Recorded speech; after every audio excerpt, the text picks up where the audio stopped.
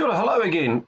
Again, this is the second video for the 4th of Haratua. Haratua is May. This is May the 4th, so again, happy International Star Wars to everybody.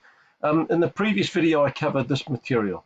I'd now like to zip ahead to this stuff here, because it's quite tricky and an example is very useful. So this is the stuff I covered in my last video. Question 4 on page 18 of this book. The school workbook by Dave Housden. A laser beam may be split into two using a human hair. There's a human hair and the light goes around either side and interferes.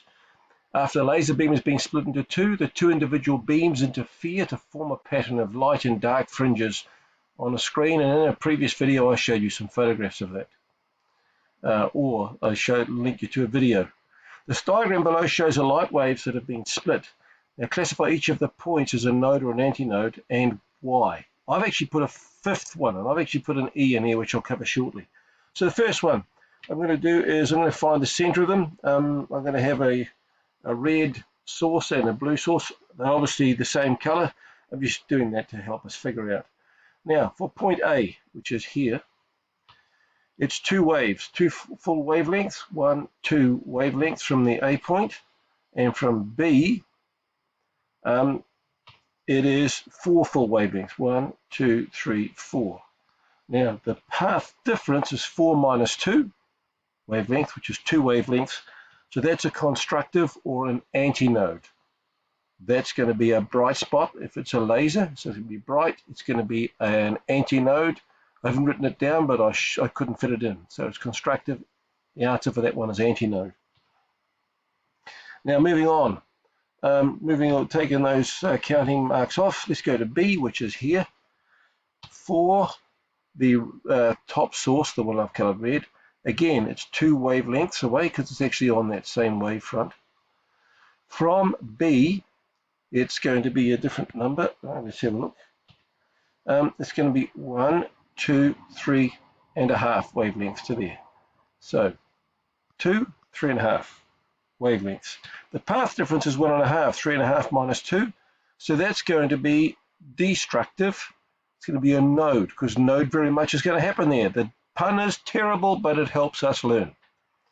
Moving along, point C. From the top one, it's 5 wavelengths out, and from the bottom one, it's also 5 wavelengths, and so therefore the path difference will be 0. It's in the bright bit in the middle. It's constructive. It's an antinode. So you get a bright spot there. 4D, sorry about these stray marks. 4D, from the red one, 1, 2, 3, 4 wavelengths. From the blue one, 1, 2.5. The path difference is 1.5.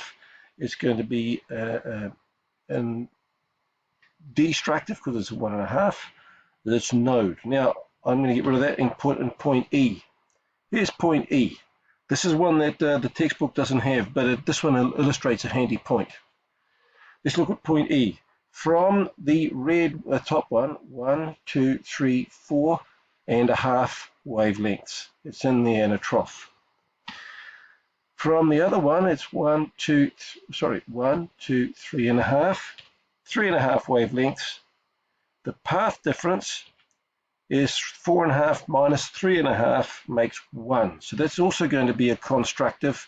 That's an antinode, a bright. Now what I'm going to do is I'm going to cover all this stuff up. And then along the middle here, I've used a white as a bright. Because its path difference is 0, it's going to be bright. 0 wavelengths, not just 0, but 0 wavelengths. Through here, it's going to be a path difference of 1 wavelength. No matter where you put your pen on there, away from here will travel whatever number. This one here will travel 1 more. And this one here will travel 2 more wavelengths. 1, 2, takes it to around about there. 2 more wavelengths from the blue source than it is from the red source. And it is symmetrical. 1 that way, 2 that way, wavelengths. In between, we've got half a wavelength extra. So from there, it's maybe, I don't know, this is certainly not, but let's say it was 17. This is 16. Sorry, 17, 16.5 wavelengths, half a wavelength difference. And down up here it's the same, it's symmetrical. Up here it's 1.5, it's 3 halves. Down here it's symmetrical, 3 halves of a wavelength, 1.5 wavelengths. And along here, if we look at numbers of half wavelengths, where it's an odd number of halves, 1 or 3 or 5 half wavelengths, it will be a dark spot. If it's an even number of half wavelengths, 0, 2 or 4 half wavelengths, it will be a bright spot. I think that's going to be useful. Let's have a quick look at what happened today so far. So we've done the date and the roll preliminaries. Wished you happy International Star Wars Day. I gave you a hand working through page 16. I've done the homework question 4 on page 18, so you've actually got one ready to write down. I'm going to reset some homework here. So I've done that. I'm going to reset some homework. Let's have a look. That's pages 17 to 21 on, that'll be due 8 days from today.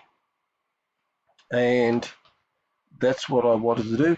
Feel free to ask me for help. I've had a few people ask me for help, and what I've done is, instead of just helping them, I've made a YouTube video of the question. And what this does, it makes that help available for anybody else who wants it too. Cheers, guys. I hope that's been useful to you, and I'm looking forward to seeing you face to face one day. But in the meantime, let's just do what we can. Bye, guys.